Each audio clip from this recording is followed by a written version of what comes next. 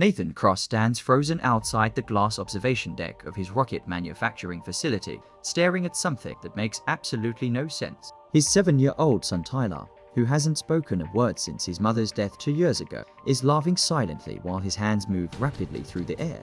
A woman in a cleaning uniform sits cross-legged on the polished floor beside him, her own hands dancing through complex gesture that Tyler mirrors with intense concentration. The woman's face is lit with genuine joy as she watches Tyler sign something that makes her laugh out loud. Nathan can't hear what they're saying through the soundproof glass, but he can see his son's face more animated than it's been in 2 years. Tyler's eyes are bright. His smile is real, and his hands are communicating things that his voice has refused to say since the day learned. The breakthrough Nathan has spent hundreds of thousands of dollars on speech therapists and child psychologists trying to achieve is happening right now with a janitor he's never seen before. His chest tightens with an emotion he can't quite name, something between hope and anger and desperate relief. He watches Tyler sign something elaborate, his small hands moving with surprising confidence, and the woman responds with equal complexity. They're having a conversation, an actual conversation, and Nathan realizes with a shock that his son has been capable of communication all along. The specialists were wrong. Tyler doesn't have a cognitive problem or a psychological block that prevents all communication. He just needs a different language, a visual language, a language this stranger somehow knew to teach him. Nathan's hand trembles as he reaches for the door handle. Part of him wants to burst in immediately, to demand explanation, to understand how this is possible. But another part, the part that's been watching his son withdraw further into silence every day for 2 years, is terrified. Opening that door will break whatever magic is happening right now. He's seen Tyler shot down too many times when well-meaning therapists push too hard or when Nathan himself tried to force conversation. So he waits, watching through the glass as his son laughs soundlessly and signs with growing confidence, learning a language that might finally give him back his voice, even if it's not the voice Nathan expected. The woman notices Nathan through the glass. Her expression shifts from joy to alarm as she recognizes the CEO of the company. She stands quickly, smoothing her uniform, clearly expecting trouble. But Tyler grabs her hand and signs something urgent, his face desperate. The woman hesitates, signs something back, and Tyler's response is emphatic, his small hands moving with insistence. Nathan opens the door slowly, keeping his expression neutral despite the storm of emotion inside. The woman straightens her posture, professional despite her obvious nervousness. Tyler runs to Nathan and starts signing rapidly, his hands flying through gestures Nathan doesn't understand. For the first time in 2 years, his son is trying to communicate with, really communicate, not just nodding or shaking his head in response to questions. And Nathan has absolutely no idea what he's saying. "I'm sorry, Mr. Cross. I know I shouldn't have been in this area. I was just cleaning the observation deck, and your son was here alone." The woman's voice has a slight accent, careful and precise. He seemed upset, so I tried to help. Nathan looks at Tyler, who is still signing frantically, his face showing frustration that his father doesn't understand. "You know sign language? I'm deaf in my left ear from an industrial accent when I was younger.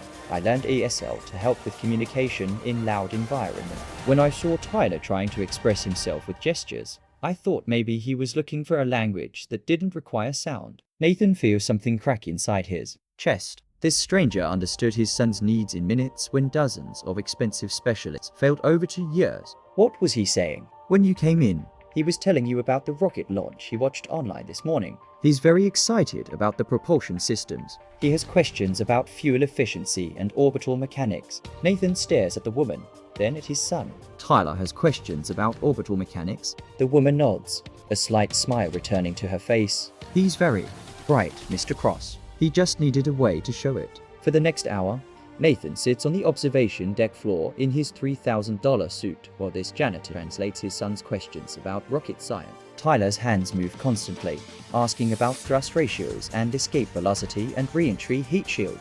Each question shows a level of understanding that Nathan never knew his son possessed. The specialists said Tyler was developmentally delayed, that his silence indicated cognitive impairment.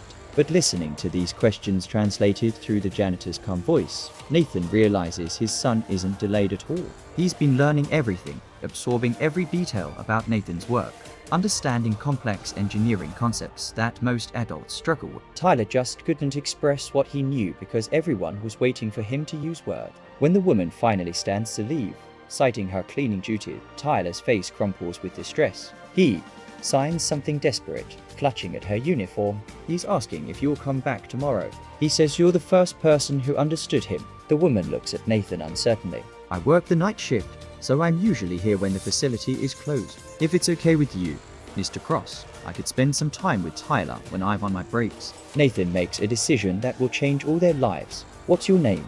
Isabella Reyes, sir. Isabella, how would you feel about a different position? I'd like to hire you as Tyler's communication specialist. I'll triple whatever you're making now, and you'll work directly with him during the day. Isabella's eyes widen. Mr. Cross, I'm not qualified for that.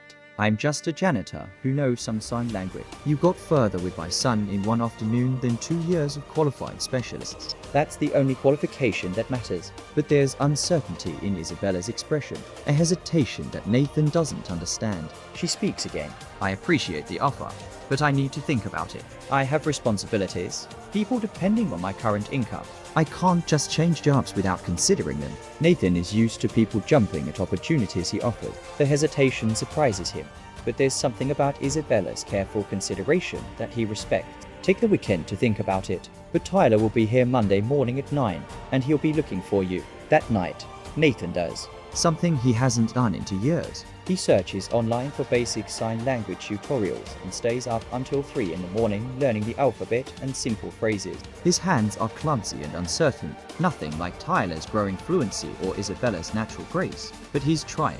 When Tyler comes down for breakfast the next morning, Nathan signs good morning with awkward fingers. Tyler's face transforms with shock and joy. He runs to Nathan and signs back, his hands moving slowly and clearly so his father can follow. Good morning, Dad. I love you. Nathan's eyes fill with tears as he signs back. The gesture's rough but sincere.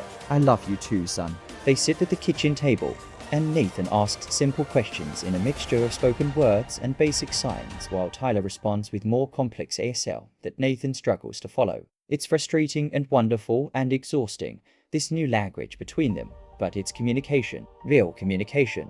For the first time since Lauren died, Nathan feels like he's actually talking to his son instead of just talking it. Over the weekend, Nathan learns more sign language. He watches videos, practices with online tutorials, and fills notebooks with sketches of hand positions and movement patterns. His executive assistant finds him in his home office Sunday evening, surrounded by ASL learning materials, his usually impeccable appearance disheveled from hours of intense study. Tyler appears in the doorway, watching his father practice signs with an expression of wonder.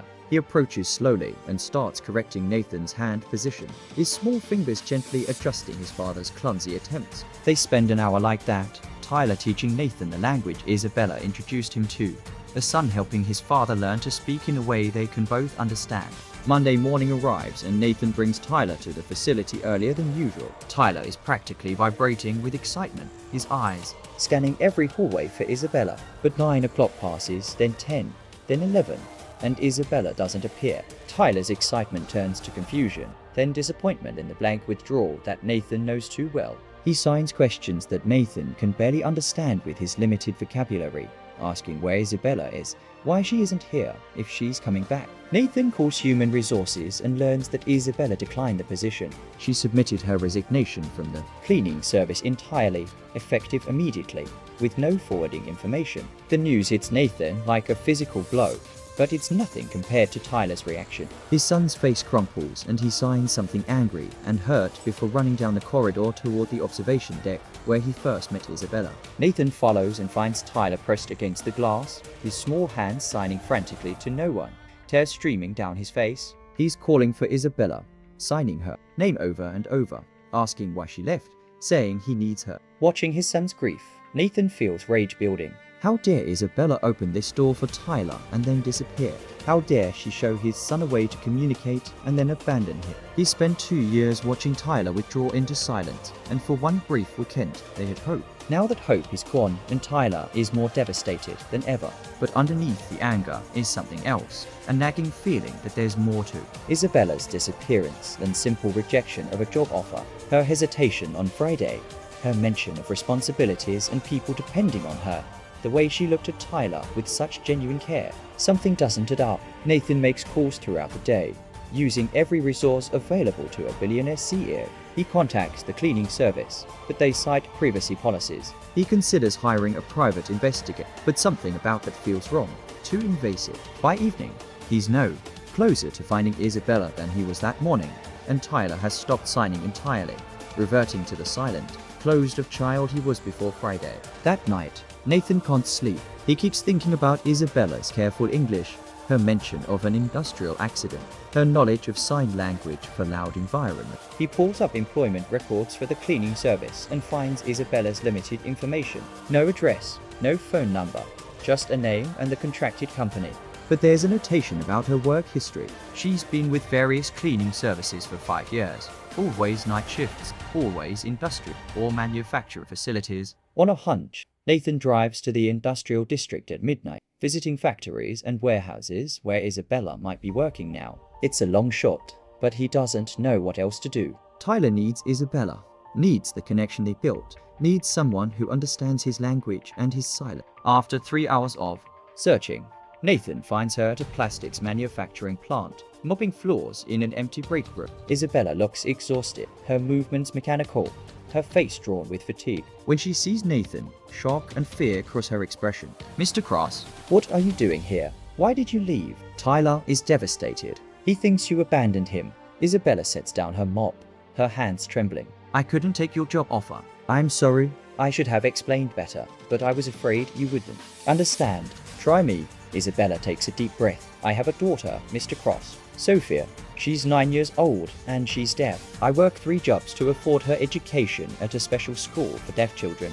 Your offer was generous, but one daytime job, even with triple the pay, wouldn't cover her tuition and our living expenses. I can't risk her education, even for a position I would love to have." Nathan feels his anger evaporating, replaced by understanding and a growing plan. "What if I paid for Sophia's education, full scholarship, the best deaf education program in the country, and I'll pay you enough that you don't need 3 jobs. You work with Tyler during the day, spend evenings with your daughter." Isabella's eyes fill with tears. "Why would you do that?" "Because you gave my son his voice back. Because in one afternoon, you understood him better than anyone else has in 2 years. Because Tyler needs you, and apparently I'm willing to do whatever it takes to help my son." But there's more to it than that, and Nathan is beginning to realize it.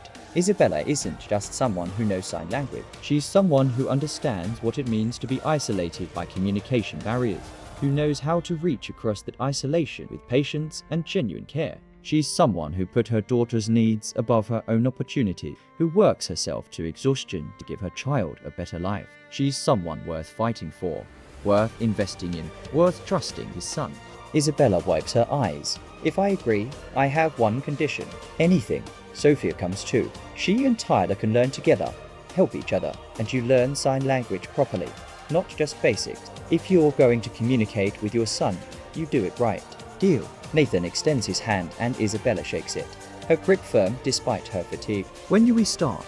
The next morning, Nathan picks up Isabella and Sophia from their small apartment in the neighborhood he's never visited before. Sophia is a bright-eyed girl with thick dark hair in braids, wearing a school uniform that's been carefully mended multiple times. When she sees Tyler, her hands move in rapid sign language, introducing herself with confidence that makes Tyler's eyes widen. Tyler signs back hesitant, his vocabulary still limited, but Sophia is patient and encouraging. Within minutes, the 2 children are communicating with the easy friendship of kids who found someone who speaks their language.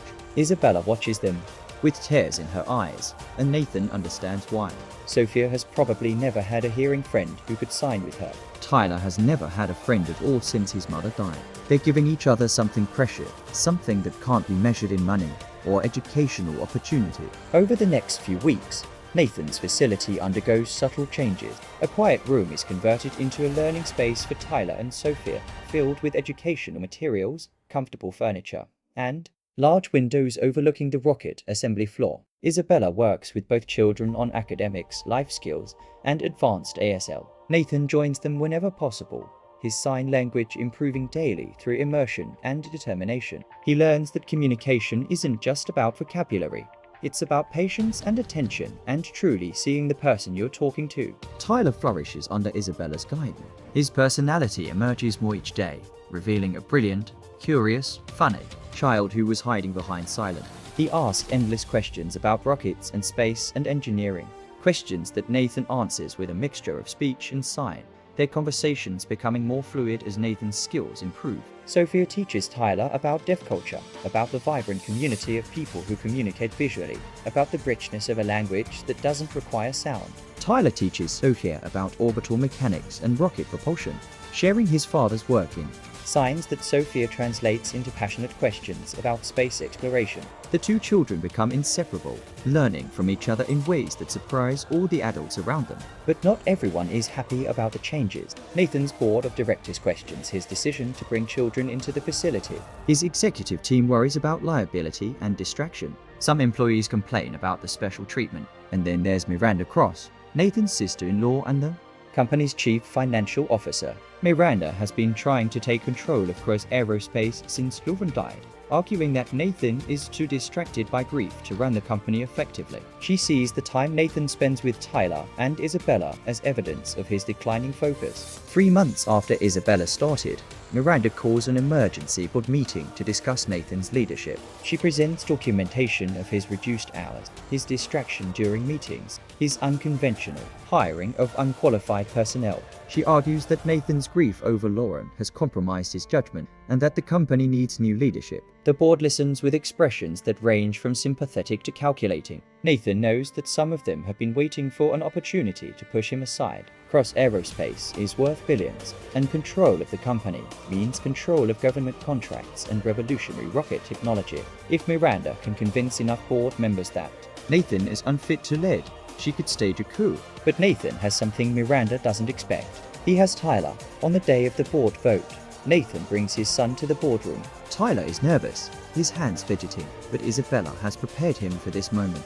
She sits beside him as he stands before the board of directors, a 7-year-old boy in a neat suit, ready to defend his father. Tyler's hands begin to move, and Isabella translates. My name is Tyler Cross, and I want to tell you about my father. 2 years ago, my MON died and I stopped talking, not because I couldn't, but because words hurt too much.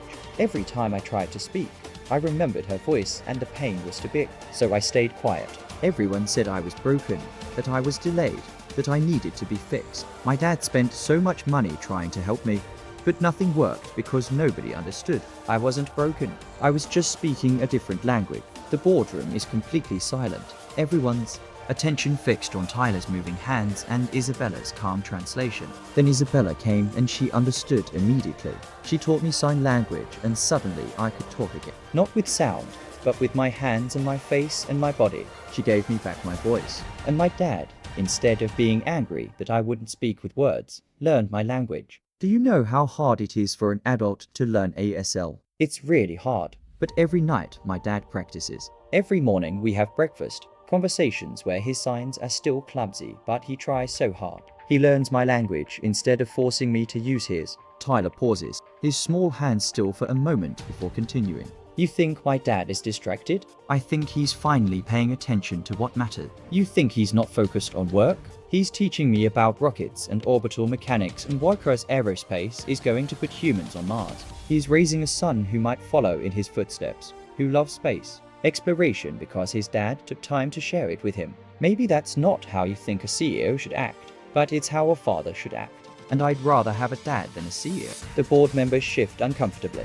Miranda's face is tight with anger. Tyler isn't finished. If you take my dad away from his company, you are not protecting Cross Aerospace. You're destroying it. Because everything innovative about this company comes from my dad's vision. And you're telling him that vision doesn't matter as much as hours spent in meeting. You're telling him that being a good father makes him a bad leader. You're telling him he has to choose between his work and his family. Tyler's hands move with increasing passion, his face animated in ways that Isabella and Nathan have seen before but the board never has. Sophia taught me something important. She taught me that being deaf doesn't mean you can't hear what matters. It means you pay attention differently. You watch faces and bodies and emotions. You understand communication that goes deeper than words. My dad learned that from Isabella and me. He learned to pay attention to what people don't say out loud. Maybe that makes him a better CEO.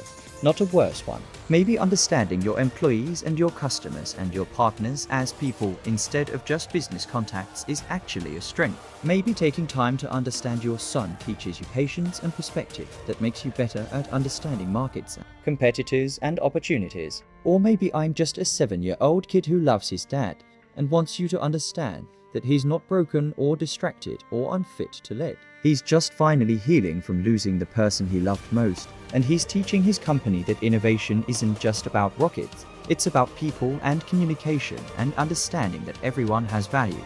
Even the janitor you ignore and the mute kid you think can't contribute. Tyler's final signs are simple but powerful. My dad is the best CEO this company could have because he's willing to learn, to change, to admit when he doesn't know something, to value people others overlook. That's leadership, that's vision.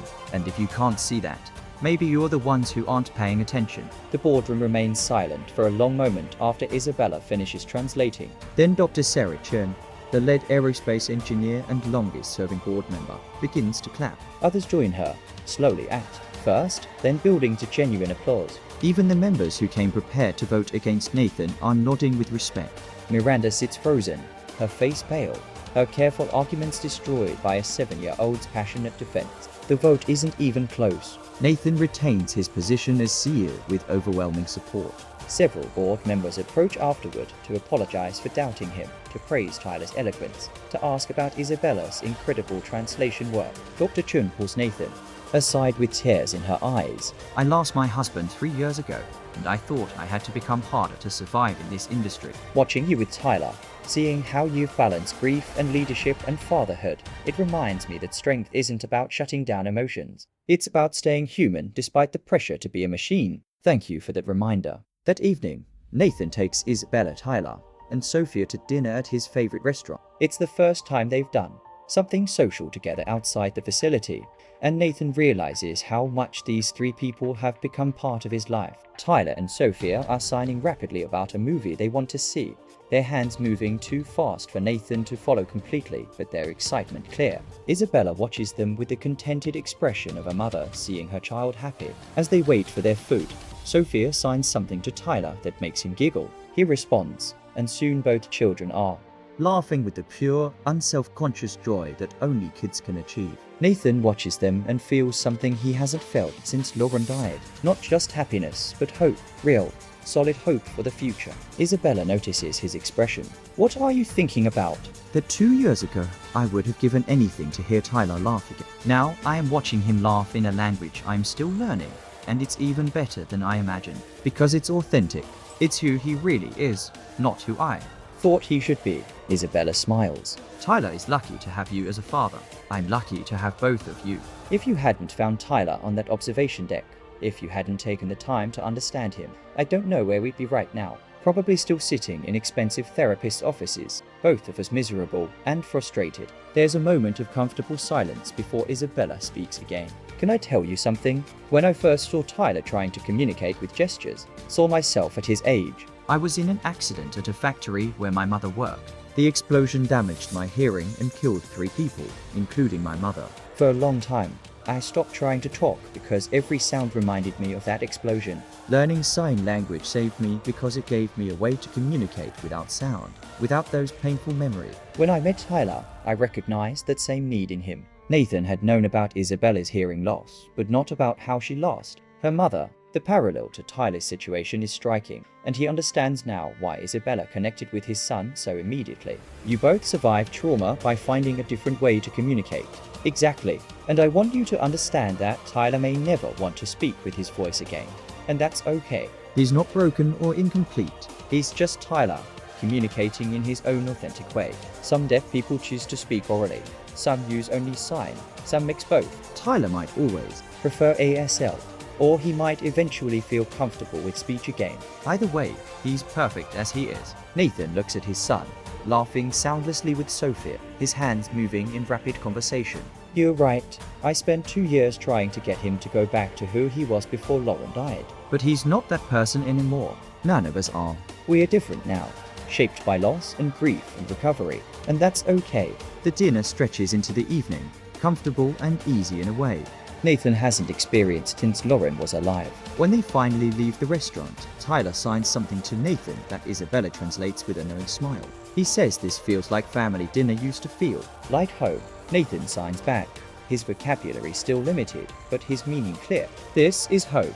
You, Sophia, Isabella. This is family now. Over the following months, the unusual family unit becomes more established. Isabella and Sophia move into Nathan's guest house, partially for convenience, but mostly because none of them want to be separated. The main house, which had been silent and cold for 2 years, fills with life again. Tyler and Sophia do homework together at the kitchen table, their hands flying through signed conversations about math problems and science projects. Isabella cooks dinners that blend her Portuguese heritage with American comfort food, creating fusion meals that become family favorites. Nathan learns to communicate primarily in ASL at home, his speaking reserved mostly for work calls and meetings. The shift is challenging but rewarding. He discovers that signing requires more attention, more presence, more genuine engagement than speaking ever did. You can't sign while looking at your phone or multitasking. You have to face the person, make eye contact, give them your full attention. It makes every conversation more meaningful, more intentional, more real. Cross Aerospace continues to thrive under Nathan's leadership. The publicity from Tyler's board presentation brings unexpected positive attention to the company. News outlets run stories about the CEO who learned sign language for his son, the janitor who became a communication specialist, the innovative workplace culture that values people over protocol. Other companies start reaching out, asking about accessibility initiatives and diverse hiring practices. Nathan realizes that his personal journey with Tyler has accidentally positioned Cross Aerospace as a leader in inclusive workplace culture. He leans into it, establishing scholarships for deaf students interested in aerospace engineering, creating ASL training programs for all employees, and consulting with disability rights organizations to make the facility more accessible. The changes improve company culture in unexpected ways, making communication more intentional across all departments and attracting top talent who value the human-centered approach. 6 months after Isabella started working for Nathan, Cross Aerospace wins a major NASA contract for the next generation of Mars mission vehicle. The celebration party is held at the facility, with employees, board members, investors, and media representatives all attending. Tyler and Sophia circulate through the crowd, the only children present, confident and comfortable as they communicate with adults in a mixture of sign and speech. Nathan watches them charm a group of NASA officials with signed explanations of rocket propulsion system. He feels Isabella approach before he sees her, has learned to sense her presence in rooms the way you sense family. This is your victory, Isabella. If you hadn't helped Tyler, I wouldn't have survived Miranda's coup attempt. I'd have lost the company and the NASA contract with. Isabella shakes her head. This is your victory. You were humble enough to learn from a janitor, brave enough to change yourself instead of trying to force Tyler to change, strong enough to show vulnerability in front of your board. That's real leadership. As the party continues, Tyler approaches Nathan and signs something that makes Isabella gasp. He's asking if he can speak out loud in front of everyone. Nathan's heart pounds. Are you sure? You don't have to. Tyler's hands move with certainty. I want to try, not because I think speaking is better than signing, but because I want to show everyone that I can do both. That being mute was a choice I needed for a while, but it's not who I am forever. Nathan lifts Tyler onto a chair so everyone can see him. The room gradually quiets as people notice the small boy preparing to speak. Tyler's hands move first, signing an introduction that Isabella translates for the crowd. Then, for the first time in 2 years, Tyler opens his mouth and speaks. His voice is quiet and rusty, the words slow and careful, but clear. My name is Tyler Cross. I am 7 years old. For 2 years, I didn't talk because my MON died and words hurt too much. But I learned sign language and found my voice again. My dad learned my language so we could talk to each other. And now I can use both, words and signs, sound and silence. Because communication isn't about one right way. It's about finding the way that works for you and the people you love. The room erupts in applause. Tyler continues, his confidence growing with each word. Cross Aerospace is going to Mars because my dad never gives up on hard problems. He spent 2 years trying to help me talk, and he never stopped trying, even when it seemed impossible. That's the same attitude he brings to Rocket. If something seems impossible, you just need to find a different approach, a different language, a different way of understanding the problem. And sometimes the solution comes from the most unexpected places. Sometimes it comes from a janitor who knows sign language and understands that being different isn't being broken. Tyler's voice cracks with emotion. I'm proud of my dad. I'm proud of Isabella and Sophia. I'm proud of this company that learned to value everyone, not just the people with impressive titles. And I'm proud of myself for finding my voice again, both the silent one and the speaking one. Because now I can choose. I can sign when that feels right, and I can speak when that feels right. And both are valid, both are real, both are me. The applause is deafening. Tyler climbs down from the chair and is immediately surrounded by people wanting to congratulate him. But he signs something urgent to Nathan, asking for space, asking to go somewhere quiet.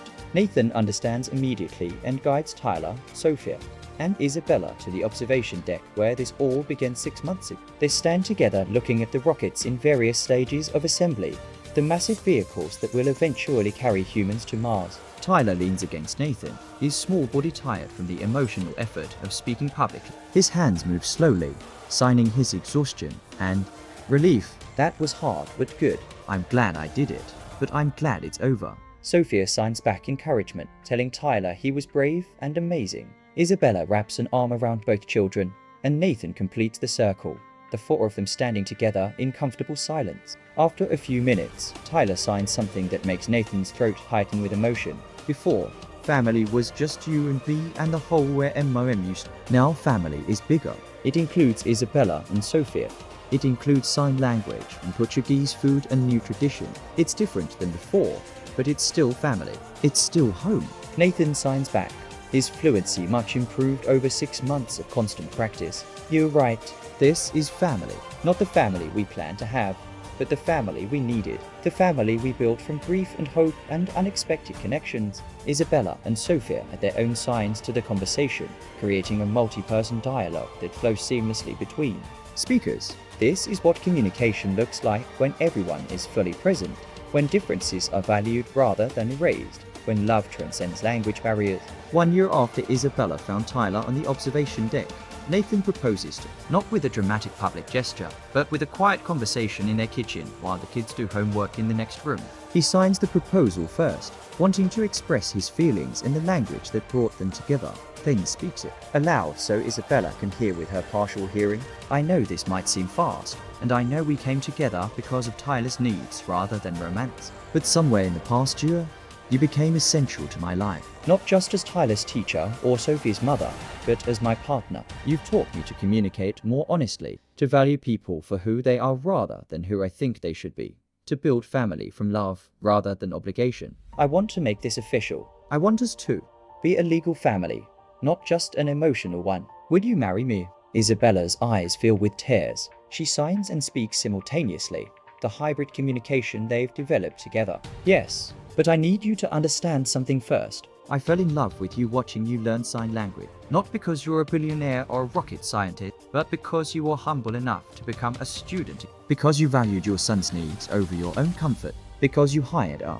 janitor and trusted her judgment over expensive specialists. That's the man I love, not the CEO or the company or the wealth. Just Nathan, the father who learned to sign so he could talk to his son.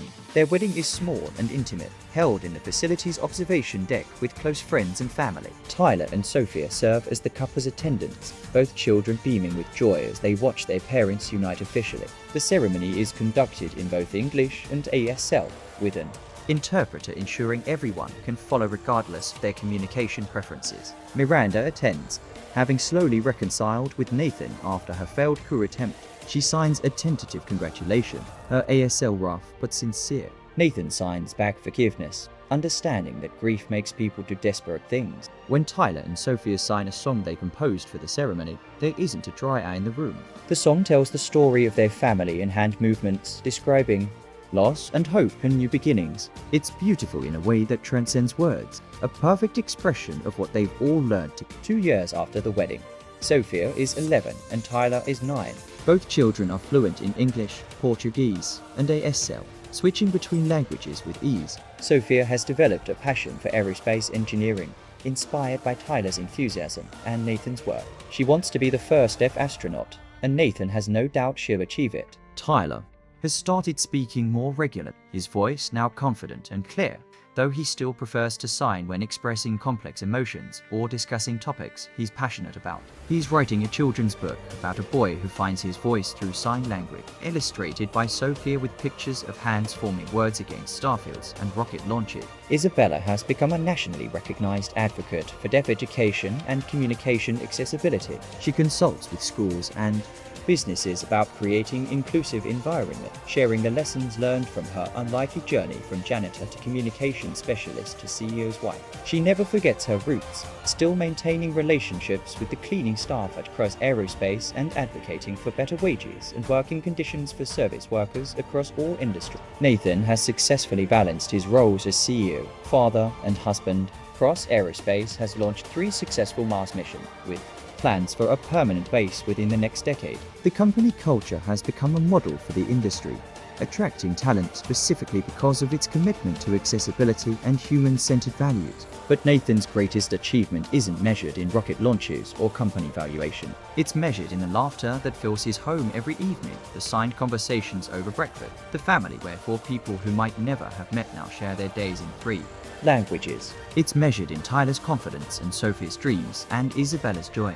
It's measured in the way they built something real and lasting from grief and unexpected connection. On quiet evenings, when the kids are asleep and Nathan and Isabella sit together reviewing the day, they often reflect on how improbable their family is. A billionaire rocket scientist and a former janitor, a traumatized mute child, and a deaf girl, all brought together by sign language and circumstance. By all conventional wisdom, they shouldn't work as a family unit. They come from different worlds, different socioeconomic classes, different life experiences, but they work perfectly because they learn the most important lesson that communication requires. True understanding doesn't come from speaking the same language originally. It comes from being willing to learn each other's language, to value different ways of expressing truth, to build bridges across differences, instead of demanding everyone conform to one standard way of being. Nathan's journey from desperate father trying to fix his broken son to humble student learning a new language taught him that strength isn't about control or certainty. It's about flexibility and openness to change. Isabella's journey from exhausted janitor working 3 jobs to respected communication specialist taught her that value isn't determined by job titles or income levels. It's determined by the care and attention you bring to whatever role you fill. Tyler's journey from traumatized silence to bilingual communication taught him that healing isn't about returning to who you were before tragedy. It's about becoming who you need to be after tragedy, integrating loss into your identity rather than trying to erase it. Sophia's journey from isolated deaf child, aerospace enthusiast, taught her that disability doesn't define limitation. It defines difference, and difference can be a source of strength when surrounded by people who value varied perspectives and communication styles. 5 years into their marriage, the Crossrays household has established rhythms and traditions that blend all their backgrounds and experience. Friday nights are Portuguese dinner nights, where Isabella cooks recipes from her grandmother while telling stories about growing up in Portugal. Saturday mornings are rocket launch viewing party, where the whole family watches Cross Aerospace missions together, Tyler and Sophia providing sign commentary that makes technical concepts accessible and exciting. Sunday afternoons are quiet reading time, where everyone chooses their own activity but stays in the same room,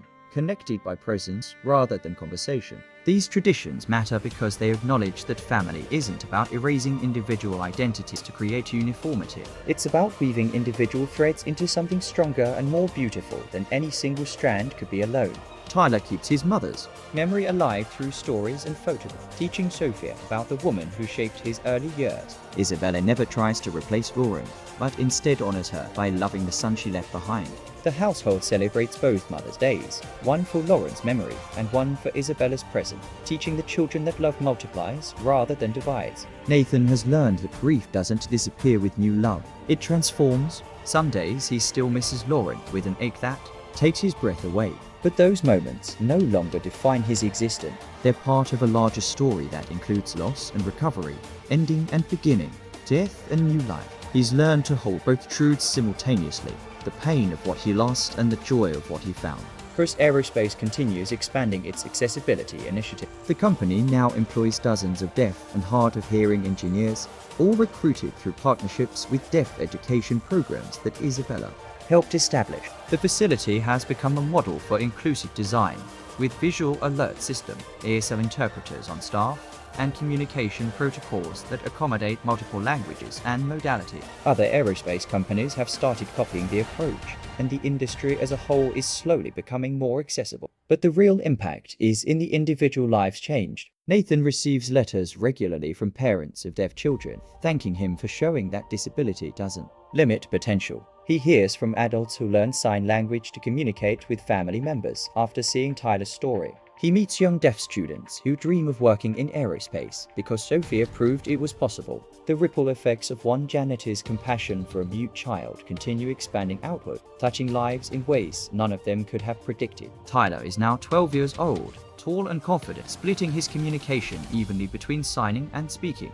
depending on context and emotion. He's writing his third children's book, this one about a deaf girl who becomes an astronaut. Sophia, now 14, is already taking college-level physics courses and working with Nathan's engineering team on weekend projects. She's designing adaptive equipment for deaf astronauts, determined to make space exploration truly accessible. When Tyler and Sophia fight, as siblings inevitably do, they argue in rapid sign language that Isabella has to interpret. Nathan, when emotions run too high for him to follow.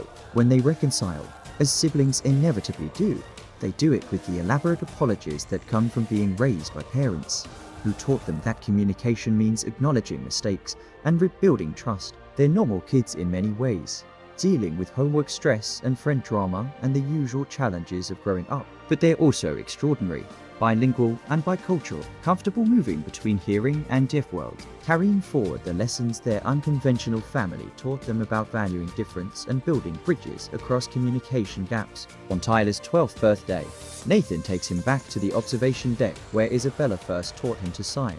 They stand together looking at the rockets, Tyler now tall enough that Nathan doesn't have to look down as far to meet his eyes. Do you remember what this place felt like before? Nathan signs the question, his fluency now so complete that he thinks in ASL as easily as English. Tyler considers before responding. I remember feeling trapped, like I had words inside me, but no way to let them out. Like everyone wanted me to be someone I couldn't be anymore.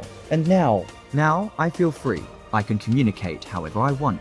I can use my voice when it feels right and my hands when that feels better. I don't have to choose between them or prove that one is more valid than the other. They watch an engineering team working on a rocket assembly below. Then, Tyler signs another thought. Sometimes I wonder what would have happened if Isabella hadn't found me that day. If she'd just walked past, or if you'd fired her for being in the wrong place. Where would we be? Nathan doesn't hesitate. Lost. All of us. I'd still be trying to force you into therapy that wasn't working. Isabella would still be exhausting herself at 3 jobs. Sophia would still be isolated without a hearing friend who understood her. We'd all be stuck in our separate struggles, instead of facing them together. That's what family does, right? It brings people together who might not have found each other otherwise. Exactly. And it teaches us that the people who save us aren't always the ones we expect. Sometimes they're janitors we overlook. Sometimes they're children we underestimate. Sometimes they're parts of ourselves we thought were broken, but were actually just waiting for the right language to express who we really are. As they leave the observation deck, Tyler speaks aloud for the first time during their conversation. His voice is steady and clear. Thanks, Dad, for learning my language. For not giving up on me even when I couldn't use words. For building a family that makes space for everyone to be themselves. Nathan pulls Tyler into a hug, his own voice thick with emotion. Thank you for teaching me that there's more than one way to communicate, more than one kind of strength, more than one definition of family. You saved me as much as I saved you. That evening, the family gathers for Tyler's birthday dinner. Isabella has made his favorite Portuguese dish, arroz de marisco, while Sophia decorated the dining room with handmade signs that say happy birthday in ASL handshapes. They eat and laugh and tell stories, their conversation flowing seamlessly between 3 languages, everyone contributing in their own way. After dinner, Sophia presents Tyler with a gift she's been working on for months. It's a book, hand-bound and illustrated, telling the story of their family from her perspective. The pages show a lonely deaf girl meeting a silent hearing boy, their friendship growing as they learn to communicate. It shows a tired janitor becoming a mother figure, a grieving father learning to hope again, and 4 separate people becoming one family. The final page shows them all together looking up at the stars, hands linked, ready to face whatever comes next. Tyler reads through the book with tears streaming down his face, then signs his gratitude to Sophia. This is the best gift anyone has ever given me. You captured everything perfectly. You showed how we all saved each other. Isabella wiped her own tears. You two have taught me so much about resilience and adaptation and hope. Watching you grow up together, supporting each other, learning from each other, it reminds me why I do this work. Why accessibility and inclusion matter so much. Because everyone deserves to be understood, to be valued, to have their communication honored regardless of how they express themselves. Nathan raises his glass for a toast to unexpected families, to janitors who become mothers, to children who teach adults, to sign language and space exploration, and all the ways we learn to communicate across differences, and to love, which transcends every language and brings us together when we're brave enough to learn each other's ways of speaking. They clink glasses and share a moment of comfortable silence, each person reflecting on the journey that brought them here. Then Tyler signs something that makes everyone laugh. A joke about rocket propulsion that only works in the aircell because it relies on visual puns. Sophia responds with her own signed joke, and soon all four of them are laughing together, hands flying through the air, voices mixing with silence, creating the unique symphony that is their family's communication style. 10 years pass in what feels like moments. Tyler is 22 and working on his PhD in aerospace engineering at MIT. He's writing his dissertation on communication systems for long-duration space missions, focusing on how to accommodate deaf astronauts and create inclusive environments in extreme conditions. His research is revolutionary, combining technical innovation with deep understanding of accessibility. Sophia is 24 and has just been accepted into NASA's astronaut training program. She's the first deaf candidate ever admitted, and her acceptance is partly due to the decades of advocacy and accessibility work that began when Isabella taught a mute boy to sign. She carries forward the mission of proving that disability doesn't limit what humans can achieve, only how they achieve it. Isabella is in her 50s now, gray threading through her dark hair, but still vibrant and passionate about her work. She's published 2 books about communication and accessibility, serves on multiple non-profit boards, and continues consulting with companies wanting to create more inclusive environment. She's transformed her personal experience into a career that's changed lives across multiple industries. Nathan is in his 60s, still CEO of Press Aerospace, but now sharing responsibilities with a diverse leadership team that includes several deaf executives. The company's preparing for its first crewed Mars mission, a milestone that seemed impossible when he was a grieving single father watching his son withdraw into silence. He's learned that the greatest achievements come not from individual genius, but from building teams where everyone's unique perspectives and communication styles are valued. On the evening before Sophia's launch to the International Space Station for her first mission, the family gathers at their home. It's the same house where Tyler and Sophia grew up, now filled with decades of memories and photographs documenting their journey. They sit together in the living room where they've spent countless evenings, preparing to say goodbye as Sophia embarks on the adventure she's been dreaming about since she was 9 years old. Sophia signs to the group, her hands steady despite the emotion she's feeling. When I was a little girl who couldn't hear, I thought the world had limits. I thought being deaf meant accepting barriers, being grateful for whatever scraps of inclusion people offered. Then I met Tyler, and he showed me that silence isn't weakness. It's just a different way of experiencing the world. And I met Nathan, who showed me that the aerospace industry could make space for people like me. And I met Isabella, who showed me that strength comes from embracing who you are rather than pretending to be who others expect. Tomorrow I go to space, not despite being deaf, but as a complete person who happens to be deaf. I am bringing ASL to the International Space Station. I am proving that human exploration of space includes all humans, not just the ones who fit traditional astronaut profiles. And I'm carrying forward everything this family taught me about communication, adaptation, and refusing to accept other people's limitations on what I can achieve. Tyler responds, his voice and hands working together.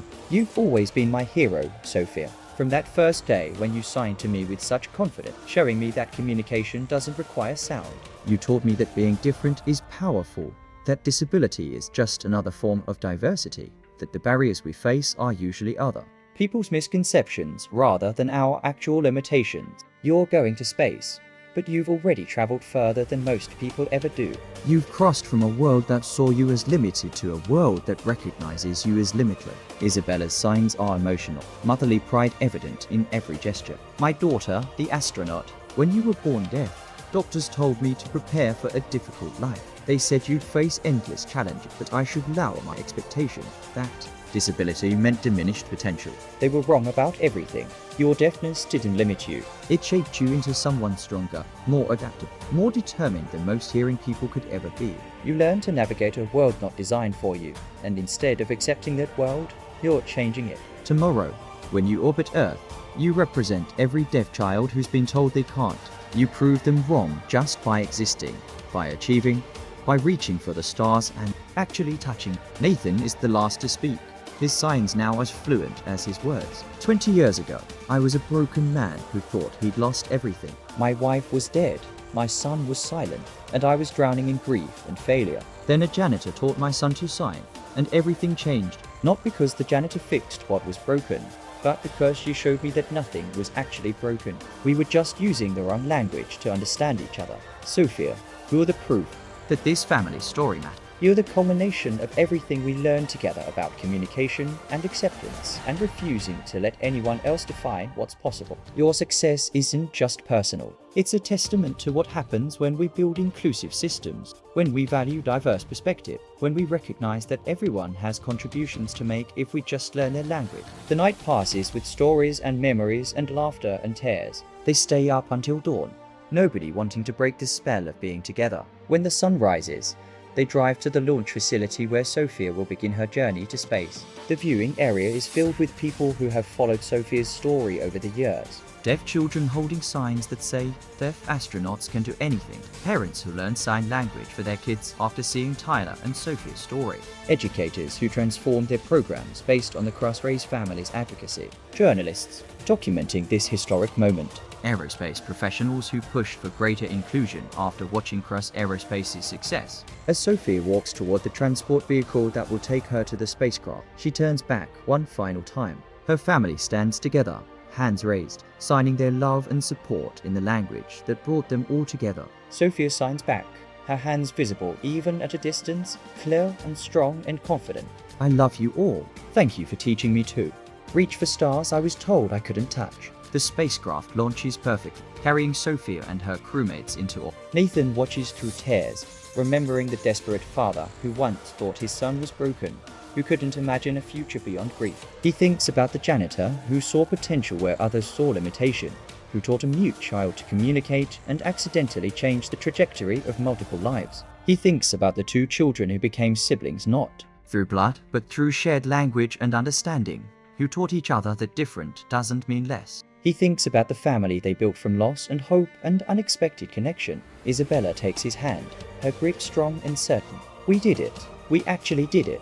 Not just getting Sophia to space, but everything. Building a family, healing from trauma, teaching the world that there are many ways to communicate and all of them are valid. We proved that the People's Society overlooks the janitors and the disabled children and the grieving father. We all have value when someone takes time to understand our language. Tyler stands on Nathan's other side, his hands moving in signs that have become as natural as breathing.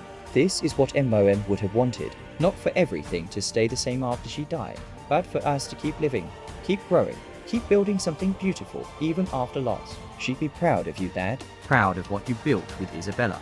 Proud of Sophia reaching for the stars. Proud of all of us for learning that family isn't defined by who you start with, but by who you choose and who chooses you. They watched Sophia's spacecraft become a bright point of light against the blue sky, carrying their hopes and dreams and everything they've learned together about communication and acceptance and love. When the spacecraft disappears from view, they stand together in comfortable silence, a family forged from unexpected connection, bound by a language that transcends words. Years from now, when historians study the early days of inclusive space exploration, they'll point to Sophia Reyes as a pioneer.